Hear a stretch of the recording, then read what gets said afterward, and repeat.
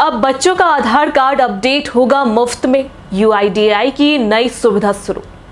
आधार card आज हर भारतीय नागरिक की पहचान का महत्वपूर्ण दस्तावेज बन चुका है। सरकारी योजनाओं से लेकर बैंकिंग सेवाओं, स्कूल कॉलेज में एडमिशन और छात्रवृत्तियों तक आधार की आवश्यकता हर जगह होती है। इस कार्ड में व्यक्ति की बायोमेट्रिक, फिंगरप्रिंट, आइरिस स्कैन और डेमोग्राफिक नाम, पता, जन्मतिथि जानकारियां दर्ज होती है। हाल ही में भारतीय विशिष्ट पहचान प्राधिकरण यूआईडीएआई ने आधार से जुड़ी नीतियों में कुछ बदलाव किए, जिनमें वयस्कों के लिए अपडेट शुल्क में वृद्धि की गई है। लेकिन इसी के साथ बच्चों के लिए एक राहत भरी खबर भी सामने आई है। यूआईडीएआई ने घोषणा की है कि अब 5 से 17 साल की उम्र के बच्चों का बायोमेट्रिक अपडेट 1 साल तक बिल्कुल मुफ्त किया जाएगा।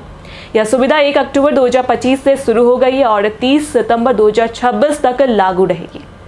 इस कदम से करीब 6 करोड़ बच्चों को लाभ मिलने की उम्मीद है। यह निर्णय उन माता पिता के लिए बड़ी राहत है जो पहले अपडेट के लिए बार बार शुल्क चुकाने से हिचकिचाते थे। 5 वर्ष से कम उम्र के बच्चों के लिए बनाए गए बाल आधार में केवल उनकी फोटो होती है। बायोमेट्रिक जानकारी नहीं ली जाती है क्योंकि इस उम्र में शारीरिक विकास के चलते पहचान बदल सकती है। जब बच्चा 5 साल का हो जाता है तब आधार में फिंगरप्रिंट और आइरिस स्कैन जैसे बायोमेट्रिक डेटा का अपडेट आवश्यक हो जाता है। इसके बाद 15 से 17 साल की उम्र में एक बार फिर से बायोमेट्रिक अपडेट की सलाह दी जाती है क्योंकि तब तक उनका विकास स्थिर हो जाता है।